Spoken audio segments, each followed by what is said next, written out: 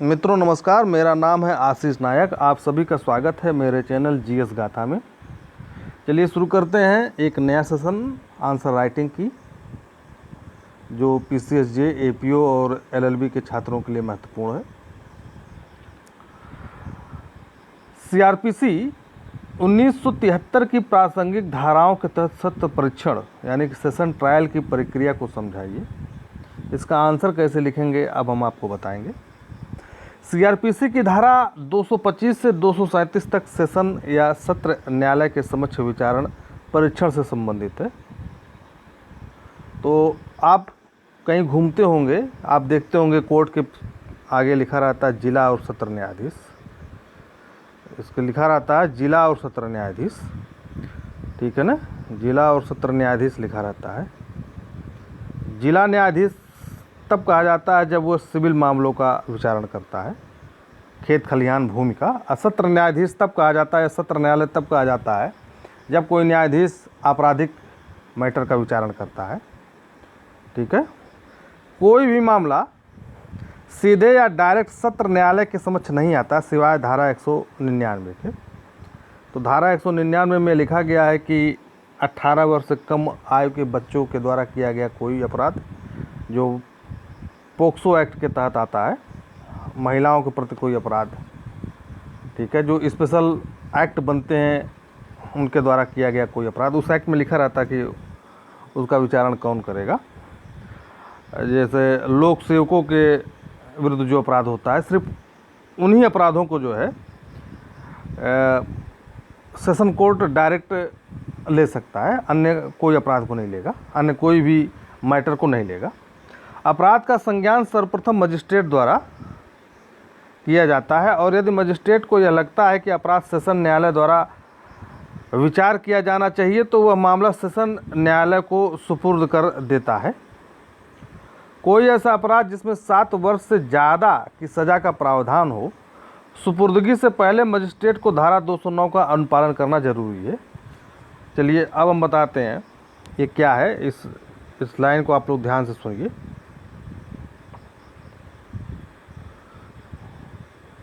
जैसे कोई भी मैटर आया तो चीफ जुडिशियल मजिस्ट्रेट ही सबसे पहले उसको होल्ड करता है। कोई मैटर आया जिसमें यह देखेगा कि चीफ जुडिशियल मजिस्ट्रेट सीजीएम कि इसमें जो है 7 साल से ज़्यादा की सज़ा का प्रावधान तो नहीं है। जब कोई एफआईआर आता है कोर्ट में, चालान आता है, तो उसमें धाराएं लिखी रहती है, उसमें देखा जाएगा कि इन सभी धाराओं में 7 साल से ज़्यादा की सज़ा का प्रावधान नहीं है। यदि 7 साल से ज़्यादा का प्रावधान है तो सीजीएम उस फाइल को कमिट करके लिख करके, ये फाइल मेरे अधिकार क्षेत्र में नहीं है, ये सब लिख करके इस फाइल को भेज देगा डीजे के कोर्ट में, डिस्ट्रिक्ट जज, ठीक है। डीजे के कोर्ट में यह फाइल चली गई, डीजे के डिस्ट्रिक्ट जज के कोर्ट में यह फाइल चली गई, तो डीजे के एंटर में या डीजे के समतुल्य ही, डिस्ट्रिक्ट जज के समतुल्य ही एडीजे होता है। एडीजे, एडिशनल डिस्ट्रिक्ट जज, first, second, third, fourth, fifth, ऐसे अन्य जैसा जिला हो, जैसा वार्डन हो, ठीक है, जैसे उनके ऊपर बोझ हो। या तो डिस्ट्रिक्ट जज उस फाइल को स्वयं रखेगा या तो इन सबको दे देगा, ठीक है, इनमें से किसी एक को दे देगा। इन सभी जजों को जो है, ये डीजे सहित सभी जज को जो है सेशन परीक्षण करने का अधिकार है, सत्य परीक्षण करने का अधिकार है। सुपुर्दगी से पहले जब सीजीएम या मजिस्ट्रेट वह फाइल जो डीजे के ऑफिस में भेज रहा है या डीजे को भेज रहा है डिस्ट्रिक्ट जज को सत्य परीक्षण के लिए, तो वह देखेगा कि धारा 209 का अनुपालन हुआ है कि नहीं, सीआरपीसी की धारा 209 का अनुपालन हुआ है कि नहीं, कि उस फाइल में सारे बयान है कि नहीं, रिकॉर्ड है कि नहीं, दस्तावेज है कि नहीं, ठीक है, सब कुछ वो देख लेगा।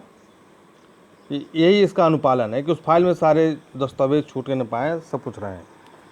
और जो सीआरपीसी में लिखा गया है कि ये जो दस्तावेज रिकॉर्ड अगर उसकी प्रति अभियुक्त चाहता है तो उसको दे दी जाएगी, ठीक है। तो ये जो अभियुक्त को दिया जाएगा वह भी इस फाइल में रहेगा, मतलब ओरिजिनल प्रति यहाँ पे रहेगी और कॉपी जो है अभियुक्त को दी जाती है। पहले हाँ, धारा 209 का अनुपालन करना जरूरी है। मामला जब सेशन न्यायालय में जाता है तो सर्वप्रथम लोक अभियोजक मामले को न्यायाधीश को अवगत कराएगा, अर्थात मामला लोक अभियोजक द्वारा सर्वप्रथम संचालित या शुरू किया जाएगा। यह बात धारा 225 में कही गई है।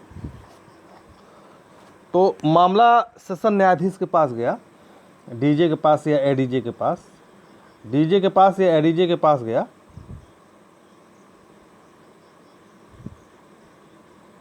तो सबसे पहले जो है लोक अभियोजक यानी सरकारी वकील, शासकीय अभियोक्ता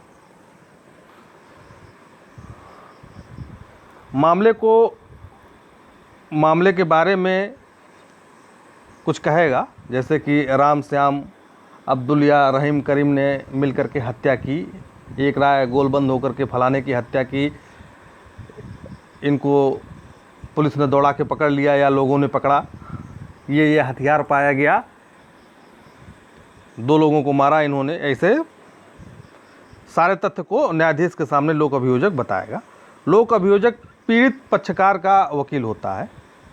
लोक अभियोजक जो है पीड़ित पक्षकार का वकील होता है, अधिवक्ता होता है सरकारी।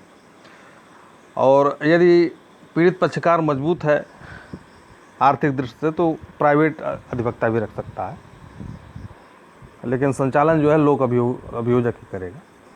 या न्यायाधीश को अभियुक्त के ऊपर कौन कौन से आरोप लगा है बताएगा, और यदि कोई सबूत हो तो वह भी न्यायालय को बताएगा, दिखाएगा, जिससे अभियुक्त की दोषसिद्धि हो सके। तो लोक अभियोजक, चूँकि ये सरकार की तरफ कोई भी अपराध जो है वो सरकार के खिलाफ की जाती है, तो लोक अभियोजक जो है सरकार का वकील होता है। तो अब जब कोई भी अभियुक्त न्यायालय में जाता है तो लोक अभियोजक यह बताने का भरपूर प्रयास करता है न्यायालय को या न्यायाधीश को कि फला अभियुक्त दोषी है, यह गलती है, इसी ने जो अपराध किया है। न्यायाधीश को लोक अभियोजक के दलीलों को सुनने और साक्ष्यों पर विचार करेगा, और इसके बाद यदि न्यायाधीश को लगता है कि अभियुक्त बरी करने लायक है तो उन कारणों को आर्डर शीट पर लिखते हुए बरी कर देगा। आर्डर शीट का मतलब फाइल के साथ एक सफ़ेद कागज़ लगा रहेगा, A4 साइज का, उससे बड़ा जो लंबा वाला आता है कागज़, उसी को आर्डर शीट कहते हैं। वो सादा रहेगा, उस पर जज साहब लिखते हैं, ठीक है। तो उसको बरी कर दिया जाए, उसके बाद आर्डर बन जाएगा अंदर ऑफिस में जा कर के, लिखते हुए उसको बरी कर देगा। धारा 227 में ये लिखा गया है। यदि न्यायाधीश या न्यायालय, जब मैं न्यायाधीश कहूँ या न्यायालय कहूँ तो दोनों का अर्थ समान ही समझिए। श्रीमान जी न्यायालय के समक्ष ये लाया गया है या श्रीमान जी न्यायाधीश के समक्ष ये लाया गया है।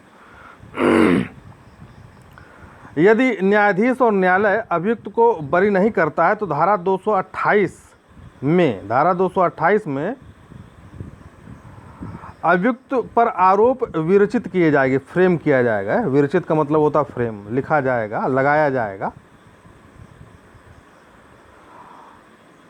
आरोप विरचना के दौरान न्यायाधीश को यह लगता है कि यह मामला सेशन न्यायालय द्वारा विचारणीय है, परीक्षण योग्य नहीं है, तो वह आरोप विरचित करते हुए मामले को सीजीएम के पास भेज देगा। ठीक है, ये महत्वपूर्ण फैक्ट है, इसको ध्यान से देखिए। तो आरोप विरचित करते हुए मामले को सीजीएम के पास भेज देगा। अब क्यों भेजेगा? सीजीएम को यह लगा, सीजीएम ने जब, यानी कि जब मजिस्ट्रेट ने जब यह मैटर डीजे के पास भेजा था तो यह लगा कि यह मैटर जो है इस मामले में 7 साल से ज़्यादा की सज़ा हो सकती है। जैसे सीजीएम को लगा कि यह लूट का मैटर है, ठीक है, लूट का मैटर है। जब वहाँ डीजे कोर्ट में आरोप शुरू हुआ, लगना शुरू हुआ, कुछ वाद विवाद हुआ, बहस हुई वकीलों के बीच, तो यह सिद्ध हुआ कि ये जो है मैटर जो है यह लूट का है, सॉरी यह चोरी का है। तो लूट की जो सज़ा, लूट में ज़्यादा सज़ा, चोरी में 7 साल से 3 साल की सज़ा है, तो मैटर जो है फिर से सीजीएम के पास भेज दिया जाएगा, यदि ऐसा है तब। तब मुख्य न्याय मजिस्ट्रेट उस मामले का विचारण पुलिस रिपोर्ट पर संस्थित वारंट मामले की प्रक्रिया के अनुसार करेगा। सीजीएम इसको किसी अन्य न्यायाधीश को नहीं दे सकता है। जब वह मैटर जो है सीजीएम को भेजा जाएगा, वह फाइल जब सीजीएम को भेजी जाएगी तो सीजीएम अपने अधीनस्थ या अपने एसीजीएम को ट्रांसफ़र नहीं करेगा, सीजीएम उसको स्वयं देखेगा। यहाँ तक आप समझ गए? चलिए आगे बढ़ते हैं। और यदि ऐसा नहीं होता है तो मामला सेशन न्यायालय द्वारा ही विचारण किया जाएगा। आरोप को पढ़कर अभियुक्त को सुनाया व समझाया जाएगा। अब जैसे कोई अभियुक्त है, बी एक अभियुक्त है, तो बी ने अपराध कर दिया। अब वो वहाँ पे हिंदी में बहस हो रहा है, लेकिन ये समझता है मैथिली या भोजपुरी भाषा समझता है, तो उसको भोजपुरी में समझा दिया जाएगा। ठीक है, अगर नहीं मिलता है तो कोई जरूर है नहीं, बस हो गया। लिखा कानून में लिखा जरूर है, लेकिन कोई इतना लिबरल नहीं है कि इनको अगर हिंदी नहीं समझ पा रहे तो पंजाबी में समझाया जाए। ठीक है, इतना मिनिमम अंडरस्टैंडिंग होनी चाहिए। किताब में लिखा जरूर, लेकिन ऐसा कम ही होता है, सब लोग हिंदी समझते हैं। और वहीं पर अभियुक्त से पूछ लिया जाएगा कि क्या वह दोष सिद्धि का अभिवचन करता है। तब जब उस पर आरोप विरचित कर दिया, आरोप लगा दिया जाएगा, ठीक है ना, जैसे आरोप लगा दिया जाएगा कि मैं सेशन न्यायाधीश आशीष नायक यह आरोप लगाता हूं कि फला फला बिंदुवार आरोप लगाया जाएगा। उसके बाद ये अभियुक्त से पूछा जाएगा कि आप क्या दोषी जो आपके ऊपर आरोप लगाया गया है, आप उसको मानते हैं कि आपने यह अपराध किया है। तो यदि वह मानता है कि हाँ मैंने अपराध किया है, तो वहीं पे दोष सिद्धि हो जाएगी। अगर वह कहता है कि नहीं मैंने अपराध नहीं किया, तो विचारण शुरू हो जाएगा, ट्रायल शुरू हो जाएगा। विचारण का दावा करता है। यदि अभियुक्त दोषी होना स्वीकार करता है तो न्यायाधीश अभियुक्त को अपने विवेक के अनुसार दोष सिद्ध कर देगा। धारा 229 में कहता है यदि अभियुक्त अपनी दोष सिद्धि मान लेता है, अपनी गलती मान लेता है, तो न्यायाधीश को अधिकार है कि उसको दोष सिद्धि कर दे, विवेकाधिकार है। यदि अभियुक्त दोषी होना स्वीकारता नहीं, तब न्यायाधीश साक्ष्यों की परीक्षा के लिए तारीख देगा। साक्ष्यों की परीक्षा के लिए तारीख देगा। अब यहाँ पे ध्यान देने लायक है कि कौन से साक्षी, हाँ यहाँ पे ध्यान देने लायक है कौन से साक्षी, पीड़ित पक्षकार के कि ये जो अभियुक्त है उसके, ठीक है ना। तो ये अभियुक्त जो पीड़ित पक्षकार है, जिसका जहाँ पे मर्डर हुआ है, जहाँ पे चोरी हुई है या जहाँ पे लूट हुई है, ये जो जिसने एफआईआर दर्ज कराया है उसके साक्षियों की, ठीक है ना, परीक्षा करने के लिए तारीख देगा। और अभियोजन के आवेदन पर किसी साक्षी को हाजिर होने, कोई दस्तावेज अन्य चीज़ पेश करने को आदेशिका जारी कर सकता है। अभियोजन का मतलब जो पीड़ित पक्षकार है, अभियोजन के आवेदन पर किसी साक्षी को हाजिर होने, कोई दस्तावेज या अन्य कोई चीज़ पेश करने की आदेश का मतलब कोई नोटिस समन जारी कर सकता है। धारा 230 में, ठीक है, धारा 230 में यह बताया गया है। धारा 231 में अभियोजन द्वारा प्रस्तुत किए गए साक्ष्य लेने संबंधी नियम है। अभियोजन का मतलब पीड़ित पक्षकार द्वारा जो साक्ष्य लिया जाता है, नियम है, ठीक है, अभियोजन द्वारा, यानी कि जो वकील जो लेगा। निर्धारित तारीख को न्यायाधीश अभियोजन के समर्थन में पेश किए गए सभी साक्ष्य को लेगा। निर्धारित तारीख को, भाई बहुत सारी तारीखें पड़ती हैं, तो जो तारीख निर्धारित है उस तारीख को जो है समर्थन में जो भी पेश किए गए जो साक्ष्य लेगा, गवाही लेगा, सब कुछ करेगा। इसी क्रम में न्यायाधीश स्वविवेकानुसार किसी साक्षी को प्रतिपरीक्षा तब तक के लिए रोक सकता है जब तक कि अन्य साक्ष्य या साक्ष्यों का परीक्षण न कर लिया जाए। ठीक है ना, यहाँ पे आप समझिए। इसी क्रम में न्यायाधीश स्वविवेकानुसार किसी साक्षी को प्रतिपरीक्षा तब तक के लिए रोक सकता है जब तक कि किसी अन्य साक्ष्य या साक्ष्यों का परीक्षण न कर लिया जाए। तो अब जैसे प्रतिपरीक्षा का मतलब होता है क्रॉस एग्जामिनेशन, ठीक है ना।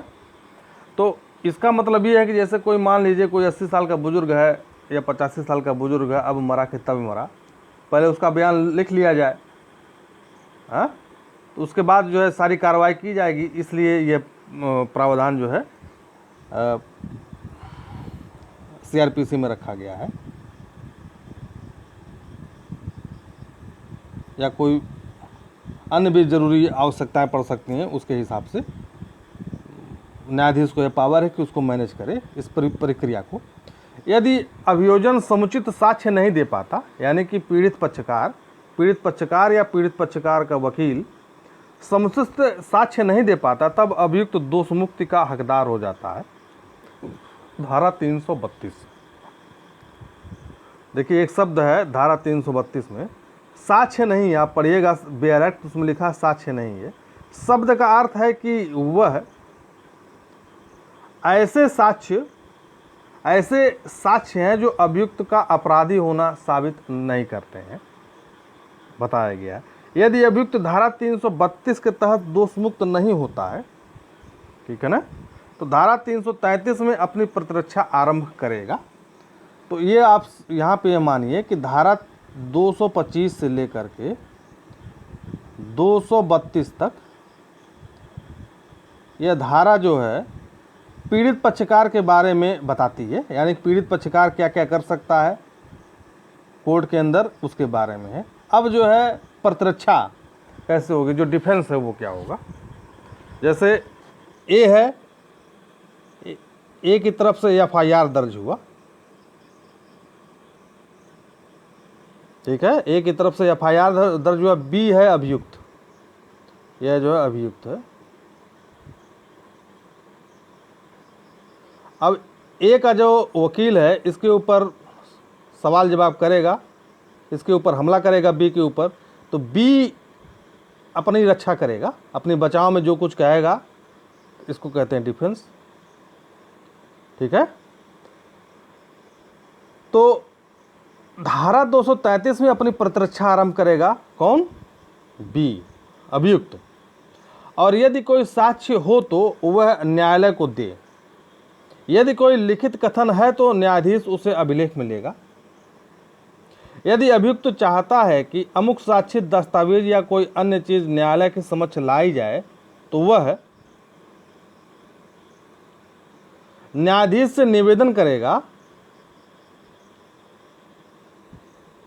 और न्यायाधीश इसके लिए आदेश का जारी कर सकता है। लिखिए, देखिए यहाँ पे लिखा हुआ जारी कर सकता है, न्यायाधीश विवश नहीं है। यदि अभियुक्त ऐसा कहता है तो हो सकता है न्यायाधीश रहम खा जाए, उसके दिमाग में कुछ आ जाए, जारी कर सकता है, किंतु यह न्यायाधीश के विवेक पर है। इसके बाद धारा 234 के तहत बहस होगी, दोनों वकीलों के बीच बहस होती है, तर्क वितर्क चलता है। इसके अंतर्गत जब प्रतिरक्षा के साक्ष्यों की परीक्षा समाप्त हो जाती है तो अभियोजन अपने मामले का उपसंहार करेगा और अभियुक्त या उसका वकील उत्तर देगा, ठीक है। अभियुक्त का प्लीडर यहाँ पर कुछ विधिक प्रश्न भी उठा सकता है यदि उसे ऐसा लगे। अब विधिक प्रश्न उठाया जा सकता है, जैसे दलीलें दी जा सकती हैं कि जो कुछ रूलिंग दी जाती है कि सुप्रीम कोर्ट ने ये कहा है इस ऐसे मैटर में, हाई कोर्ट ने ये कुछ कहा है, थोड़ा सा मामले को विधिक पुट देने के लिए कि यदि जज कोई चीज़ भूल रहा है या विधि के जो प्रावधान उसका पालन ठीक से नहीं हो पा रहा है तो उसको याद दिलाया जा सके, ठीक है, इसलिए ये दिया जाता है। बहस सुनने के बाद न्यायाधीश मामले में अपना निर्णय देगा, यह धारा 325 में बताया गया है।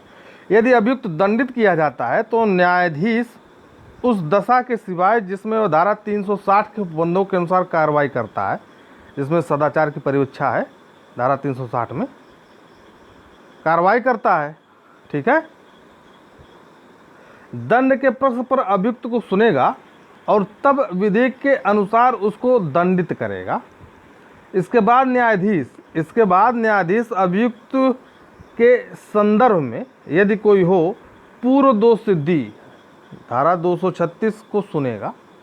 यह इसलिए सुना जाता है कि अभियुक्त का न्यायाधीश का दिमाग कहीं फिर न जाए, ये बहुत बड़ा दुष्ट है जो बार बार अपराध करके न्यायालय में आ रहा है, इसलिए पूर्व दोषसिद्धि को बाद में सुना जाता है, सबसे बाद में सजा देने के बाद, जिससे वर्धित दंड से अभियुक्त को दंडित किया जा सके और बढ़ा हुआ दंड दिया जा सके, जिससे वह अभियुक्त को वर्धित दंड से दंडित कर सके। धारा 237 में ऐसे मामलों का वर्णन है जिसके तहत न्यायाधीश सत्र न्यायालय, ठीक है, सीधे मामलों का संज्ञान ले सकता है, जो सीआरपीसी की धारा 199(2) में वर्णित है। तो क्या है धारा 199(2) में? 18 वर्ष से कम अपराध, 18 वर्ष से कम आयु के बच्चे के द्वारा किया गया अपराध, जो पोक्सो एक्ट के तहत आता है। जैसे निर्भया वाला कांड हुआ तो एक बच्चा उसमें जो 18 वर्ष से कम था। जैसे महिलाओं के संदर्भ में कुछ विशेष अपराध, ठीक है, मानहानि का दावा, लोक सेवकों के संबंध में जो अपराध हैं सीधे जो है वो सेशन न्यायालय सुन सकता है। ठीक है मित्रों, आप यदि हमारा कंटेंट आपको पसंद आया हो तो हमारे चैनल को सब्सक्राइब करिए, लाइक करिए, शेयर करिए। धन्यवाद।